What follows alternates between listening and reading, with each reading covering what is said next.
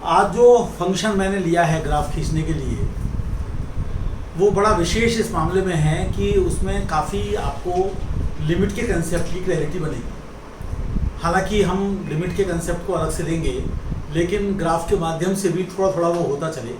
जिस प्रकार से ग्राफ के माध्यम से डोमेन है, रेंज है, पीरियोडिसिटी है, फंक्शन का इवन या ऑड होना है, इंक्रीजिंग या डिक्रीजिंग होना है, कंकेविटी होना है, मैक्सिमम मिनिमम की बात करनी है, तो थोड़ा सा आइडिया ग्राफ से लग जाता है। तो इसलिए मैं ग्राफ को ले रहा हूँ और ये ग्राफ आपको डेरिवेटिव के बारे में कुछ लिमिट के बारे में कुछ अच्छी जानकारी देगी। तो फंक्शन है sec x minus tan x। अगर ऊपर नीचे आप sec x plus tan x से मल्टीप्लाई कर देंगे तो ये आ जाएगा, क्योंकि sec square x minus tan square x 1 होता है। अब यहाँ पर ना तो ये सम है ना विषम है, तो इसके जो है ग्राफ का कुछ फायदा नहीं होगा सिमेट्री से, कि y एक्सिस के अबाउट सिमेट्री हो या x एक्सिस के अबाउट सिमेट्री हो या ओरिजिन के अबाउट सिमेट्री हो, तो ऐसा कुछ है नहीं, तो इसलिए वो तो बाद में छोड़नी पड़ेगी। अच्छा, अब इसका तो आवर्त काल यानी पीरियड 2 पाई होता है, इसका पाई होता है, तो कुल मिला के 2 पाई होगा, क्योंकि एलसीएम जो है पाई और 2 पाई का 2 पाई है। तो 0 से 2 पाई तक हम ग्राफ इसका खींचेंगे। अब π/2 पर और 3π/2 पर ये फंक्शन डिफाइंड नहीं है, तो वहाँ पर आपको थोड़ा सा देखना पड़ेगा कि लिमिटिंग वैल्यूज क्या है। तो पहले मैं π/2 पर देख रहा हूँ, साइन कॉस में थोड़ा ये हो गया, ऊपर नीचे 1 + sin x से मल्टीप्लाई किया ये हो गया, यहाँ पर ये आ गया और फिर ये 0 आ गया। इसका मतलब ये है कि π/2 पर फंक्शन तो डिफाइन नहीं होगा, लेकिन वैल्यू जो है वो 0, ये बात हम कह सकते हैं। फिर हम 3π/2 पर आते हैं, तो 3π/2 तक भी जब हम चलेंगे तो शुरू में तो हमारा यही मामला रहेगा, लेकिन 3π/2 पर दिक्कत ये है कि उसके इर्द गिर्द ये क्वांटिटी तो 2 हो जा रही है और ये क्वांटिटी 0 हो जा रही है, लेकिन एक तरफ 0 प्लस है और एक तरफ 0 माइनस है, इसलिए आपको एक बार 3π/2 माइनस करना पड़ेगा, जिस पर ये माइनस इन्फिनिटी आ रहा है। इसका मतलब ये है कि 3π/2 पर अगर आप ग्राफ खींचेंगे तो ये एसिम्प्टोट बनेगा, क्योंकि माइनस इन्फिनिटी पर जा रहा है, तो इधर से ग्राफ है, ये ग्राफ आ रहा है ऐसे। और अगर आप 3π/2 प्लस की तरफ जाएंगे तो प्लस इन्फिनिटी आ रहा है, लेकिन ऊपर की तरफ आप देखेंगे तो ऊपर की तरफ जो ग्राफ है वो आपका इस प्रकार से, तो ये बात हम ध्यान रखेंगे। पाई पर अगर आप वैल्यू देखेंगे फंक्शन की, तो पाई पर ये हो जाएगा -1 और ये हो जाएगा 0, तो -1 वैल्यू आ जाएगी, क्योंकि -1 मैंने इधर रखा हुआ था, तो ये -1 वैल्यू आ जाएगी, ये पाई।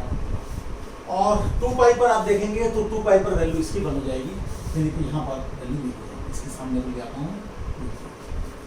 अब हम ये देखें कि हमारे ग्राफ में कैसे काम चलेगा।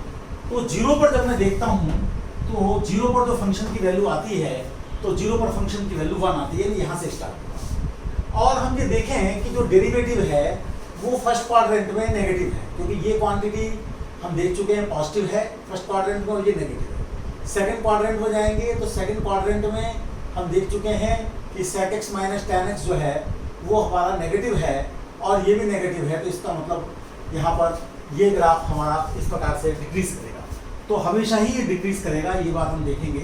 तो इसको हम थोड़ा देखना शुरू करते हैं किस प्रकार से क्या बात बनती है। पाई पर वैल्यू -1 आ रही है, तो पहले हम 0 से लेकर π/2 तक ग्राफ खींच लेते हैं। तो आप जब 0 पर डेरिवेटिव देखेंगे तो डेरिवेटिव 0 पर आप देखेंगे, यहाँ से देखेंगे तो -1 आएगा, यानी कि टेंजेंट इस प्रकार से होगी। और जब आप π/2 पर डेरिवेटिव देखेंगे तो π/2 पर आप इसकी वैल्यू को देखेंगे π/2 के इर्द, तो वो आपका -1/2 आएगा, तो इस प्रकार से रहेगा। इस और वो कनकेव अप रहेगा, ये क्वांटिटी हमेशा पॉजिटिव है फर्स्ट क्वाड्रेंट में, तो ये ग्राफ कुछ इस प्रकार का आएगा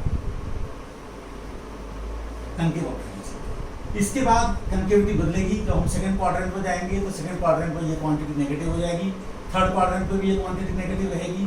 तो नेगेटिव रहते हुए और यहाँ पर इस वाले पॉइंट को कंटेन करते हुए ये इस प्रकार से जाएंगे, ये एसिम्प्टोट, ये आप देख सकते हैं, ये डिक्रीजिंग रहेगा पूरी तरह से, क्योंकि सेकंड और थर्ड क्वाड्रेंट में ये क्वांटिटी नेगेटिव रहती है और ये क्वांटिटी पॉजिटिव रहेगी, तो ये कुल मिलाकर नेगेटिव रहेगी। तो इस प्रकार से हम देखते हैं कि ये हमारा काम चलता है। और इसके बाद जो है आप यहाँ आएंगे तो यहाँ पर ये हमारा 3π/2 है,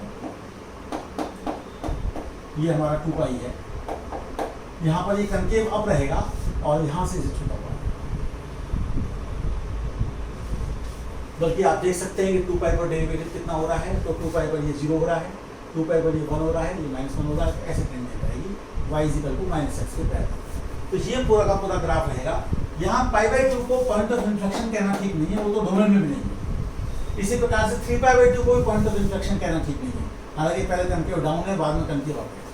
तो सारी चीज़ों को आप देख लीजिए, ये थोड़ा सा एक विशेष फलन है, थोड़ा सा इसमें कठिनाइयाँ हैं, मुश्किलें हैं।